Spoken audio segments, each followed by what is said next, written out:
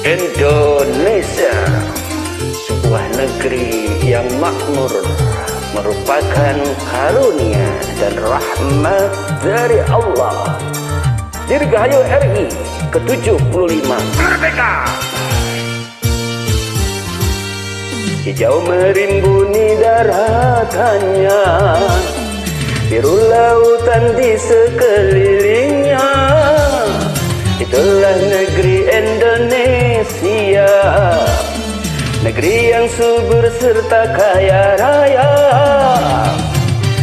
Seluruh harta kekayaan negara hanyalah untuk kemakmuran rakyatnya. Namun hatiku selalu bertanya-tanya, mengapa kehidupan tidak merata? Yang kaya makin kaya, yang miskin makin miskin. Yang kaya makin kaya, yang miskin makin miskin. Negara bukan milik golongan, dan juga bukan milik perorangan. Dari itu jangan seenaknya memperkaya diri membabi buta. Seluruh harta kekayaan negara hanyalah untuk kemakmuran rakyatnya. Namun hatiku selalu bertanya-tanya, mengapa kehidupan tidak merata? Yang kaya makin kaya, yang miskin makin miskin. Yang kaya makin kaya, yang miskin makin miskin.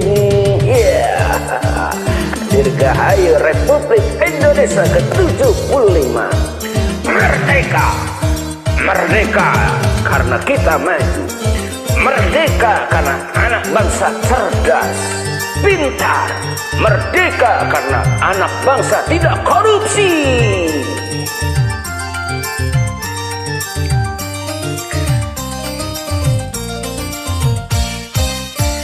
Masih banyak orang hidup dalam kemiskinan, sementara ada yang hidupnya berlebihan.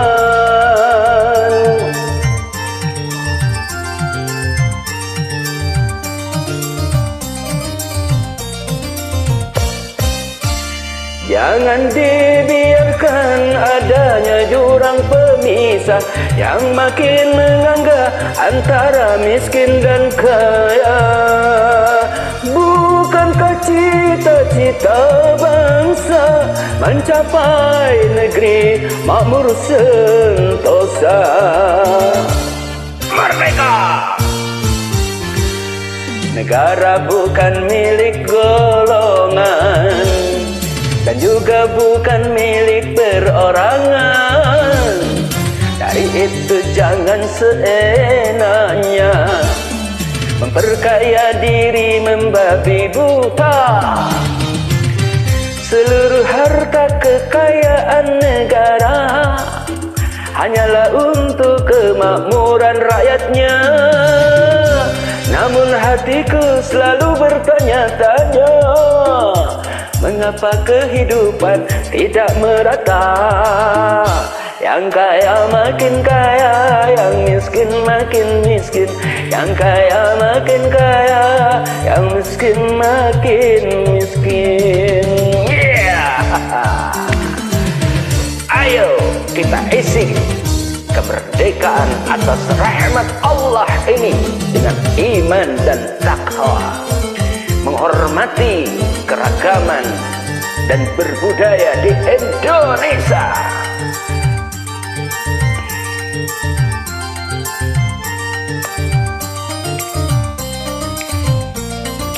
Merdeka! Selama korupsi semakin menjadi-jadi, jangan diharapkan adanya pemerataan.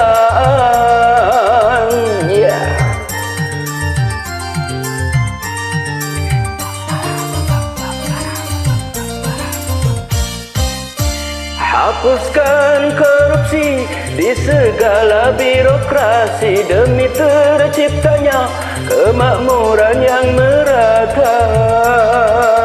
Bukankah cita-cita bangsa mencapai negeri makmur sentosa?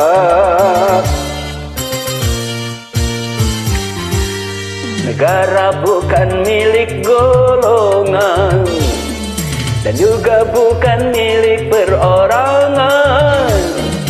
Dari itu jangan seenaknya memperkaya diri membabi buta.